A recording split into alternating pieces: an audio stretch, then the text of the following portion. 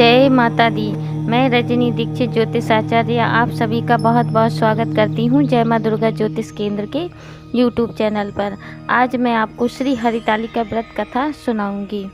हरितालिका व्रत कथा प्रारंभ करती हूँ। अथ हरितालिका व्रत कथा सुनी, जो इस तरह है। जिसके दिव्य बेस राशि पर मंदार आग की पुष्प की माला शोभा देती है, जिस भगवान चंद्रशेखर के कंठ में मुंडों की मालाएं पड़ी हुई हैं, जो माता पार्वती दिव्य वस्त्रों से भगवान शंकर दिगंबर वेश धारण किए, उन दोनों भगवती तथा शंकर को नमस्कार करती हूँ। कैलाश पर्वत के शिखर पर माता पार्वती ने महादेव से पूछा कि हे महेश्वर, अब हम से आप गुप्त से गुप्त वार्ता कहिए, जो सबके लिए सब धर्मों से सरल हो अथवा महान फल देने वाली हो। हे नाथ, अब आप हमसे भली भांति प्रसन्न होकर आप मेरे सम्मुख प्रकट कीजिए। हे नाथ, आप यदि मंत्र और अंत रहित हैं, आपकी माया का कोई पार नहीं है। अब हम आपको किस प्रकार से प्राप्त करें और कौन कौन से दान पुण्य से आप हमें वर के रूप में मिलें। तब महादेव जी बोले, हे देवी सुनो, मैं उस व्रत को कहता हूँ जो परम गुप्त है, मेरा सर्वस्व है। जैसे तारा ग्रहों में चंद्रमा ग्रहों में, सूर्य वर्णों में, ब्राह्मण और देवताओं में, गंगा पुराणों में, महाभारत वेदों में, शाम इंद्रियों में मन श्रेष्ठ है, वैसे पुराण वेद में इसका वर्णन आया है, जिसके प्रभाव से तुमको मेरा आसन प्राप्त हुआ है। हे प्रिय, यही मैं तुमसे वर्णन करता हूँ। अब सुनो, भादो मास के शुक्ल पक्ष को हस्त नक्षत्र तृतीया तीज के दिन को इस व्रत का अनुष्ठान करने से सब पापों का नाश हो जाता है। ये देवी सुनो, तुमने पहले हिमालय पर्वत पर इस व्रत को किया था, जो मैं सुनाता हूँ। पार्वती जी बोली, हे प्रभु, इस व्रत को मैंने किस लिए किया था, वह सुनने की इच्छा है, सो कहिए। शंकर जी बोले, आर्यावर्त में हिमांचल नामक एक पर्वत है, जहाँ अनेक प्रकार की भूमि अनेक प्रकार की वृक्षों से सुशोभित है, जिन पर अनेक प्रकार के पक्षीगण रहते हैं, अनेक प्रकार के मृग आदि जहाँ विचरण करते हैं, जहाँ देवता गंधर्वों सहित किन्नर आदि सिद्धजन रहते हैं। गंधर्वगण प्रसन्नतापूर्वक गान करते हैं। पहाड़ों के शिखर कंचनमणि बैदूर आदि से सुशोभित रहते हैं। वह गिरिराज आकाश को अपना मित्र जानकर अपने शिखर रूपी हाथ से छूता रहता है, जो सदैव वर्ष से ढका हुआ गंगा जी की कलकल ध्वनि से शब्दायमान रखते हैं। हे गिरजे, तुमने बाल्यकाल में इसी स्थान पर तप किया था। 12 साल नीचे को मुख करके धूम्रपान किया, तब फिर 64 वर्ष तुमने बेल के पत्ते भोजन करके ही तप किया। माघ के महीने में जल में रहकर तथा बैसाख में अग्नि में प्रवेश करके तप किया। श्रावण के महीने में बाहर खुले में निवास कर अन्य जल त्याग कर तप करती रही। तुम्हारे कष्ट को देख तुम्हारे पिता को चिंता हुई। वे चिंता दूर होकर सोचने लगे कि मैं इस कन्या को किसके साथ वरण करूं। तब इस अवसर पर दैवयोग से ब्रह्मा जी के पुत्र देवर्षि नारद जी वहां आए। देवर्षि नारद जी, तुमको शैलपुत्री को देखा तो तुम्हारे पिता हिमांचल ने देवर्षि को आद्य पदम आसन देकर सम्मान सहित बिठाया और कहा, हे मुनिवर, आज आपने यहाँ तक आने का कष्ट कैसे किया है। आज मेरा अहोभाग्य कि आपका शुभागमन यहाँ पर हुआ। कहिए क्या आज्ञा है। तब नारद जी बोले, हे गिरिराज, मैं विष्णु का भेजा हुआ आया हूँ, तुम मेरी बात सुनो। आप अपनी लड़की को उत्तम वरदान करें। भगवान ब्रह्मा इंद्र शिव आदि देवताओं में विष्णु के समान कोई नहीं है, इसलिए तुम मेरे मत से आप अपनी पुत्री का दान विष्णु भगवान को दें। हिमांचल बोले, यदि भगवान स्वयं ही पुत्री को ग्रहण करना चाहते हैं तो फिर इसी कार्य के लिए ही आपका आगमन हुआ है, तो ये मेरे लिए गौरव की बात है। मैं बस उनको ही दूंगा। हिमांचल की यह कथा सुनते ही देवर्षि नारद जी आकाश में अंतर ध्यान हो गए और शंख चक्र गदा पद्म एवं पीताम्बरधारी विष्णु जी के पास जा पहुँचे। नारद जी ने कहा, हाथ जोड़कर विष्णु जी से कहा कि हे प्रभु, आपका विवाह कार्य निश्चित हो गया है।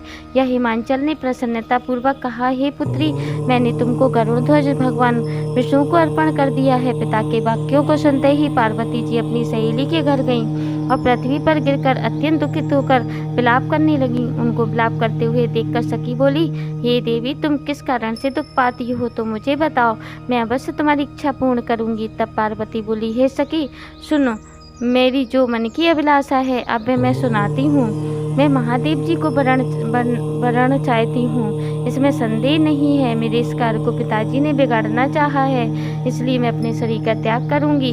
तब पार्वती के इन वचनों को सुनकर सखी ने कहा, हे देवी, जिस वचन को पिताजी ने देखा ना हो तुम वहाँ वन में चली जाओ। तब हे देवी पार्वती जी तुम उस अपनी सखी का यह वचन सुनकर ऐसे वन को चली गई। पिता हिमांचल तुमको घर पर ढूंढने लगे और सोचा कि मेरी पुत्री को या तो कोई देव दानव अथवा किन्नर हरण करके ले गया है। मैंने नारद जी को यह वचन दिया कि अपनी पुत्री को गरुड़ध्वज भगवान के साथ वरण करूंगा। हाय अब यह किस तरह पूरा होगा।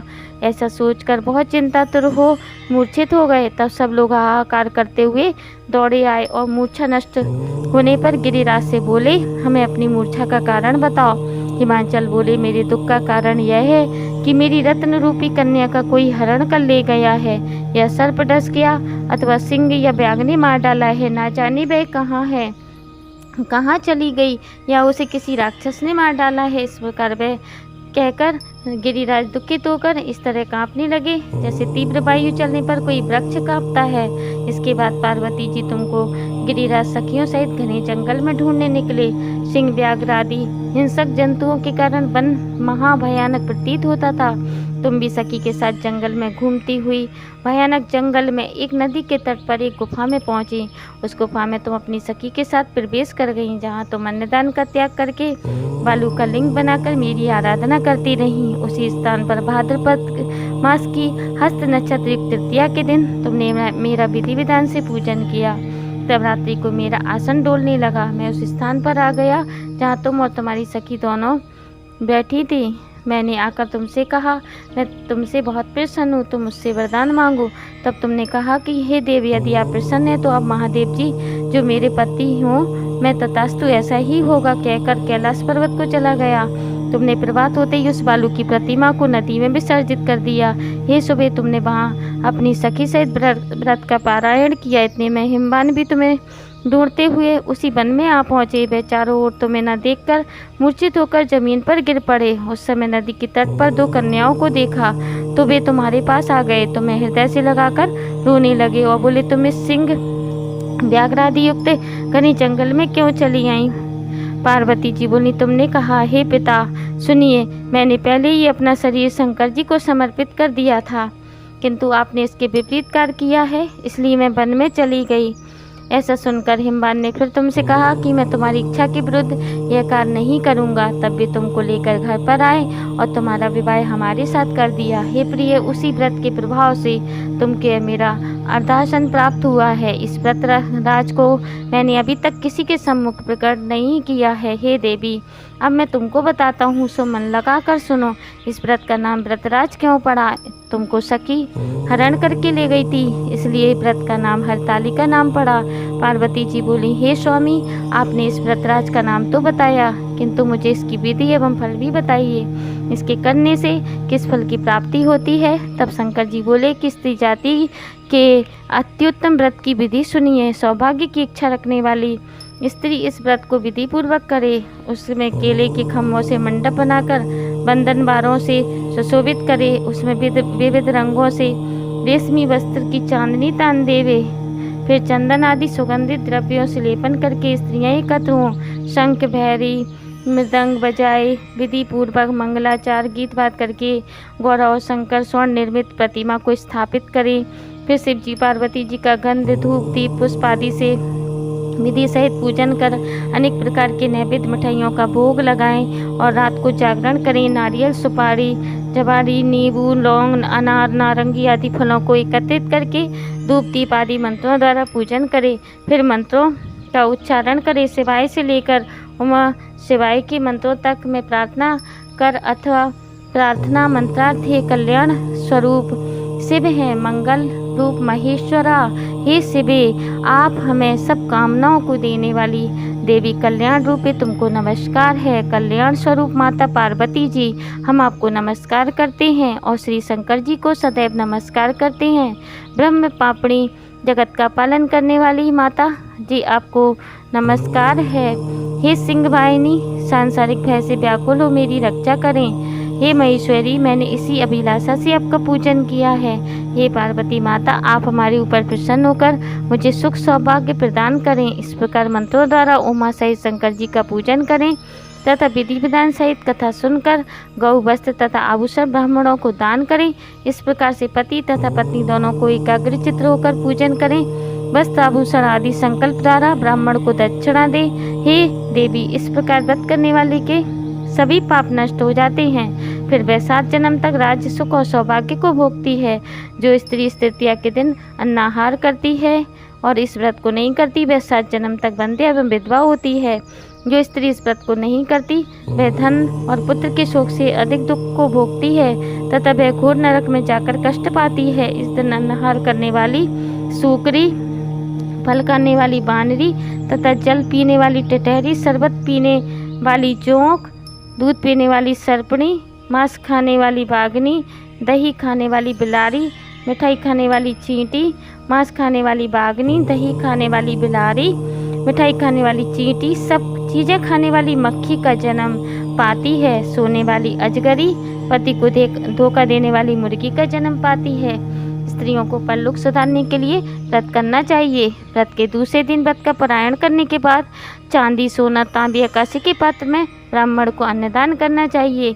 इस व्रत को करने वाली स्त्रियां मेरे समान पति को पाती हैं, मृत्यु लोक में पार्वती जैसे रूप को प्राप्त करती हैं, जीवन सांसारिक सुख को भोग कर परलोक में मुक्ति पाती हैं। हजारों अश्वमेध यज्ञों के करने से जो फल प्राप्त होता है, वही मनुष्य का इस कथा के सुनने से मिलता है।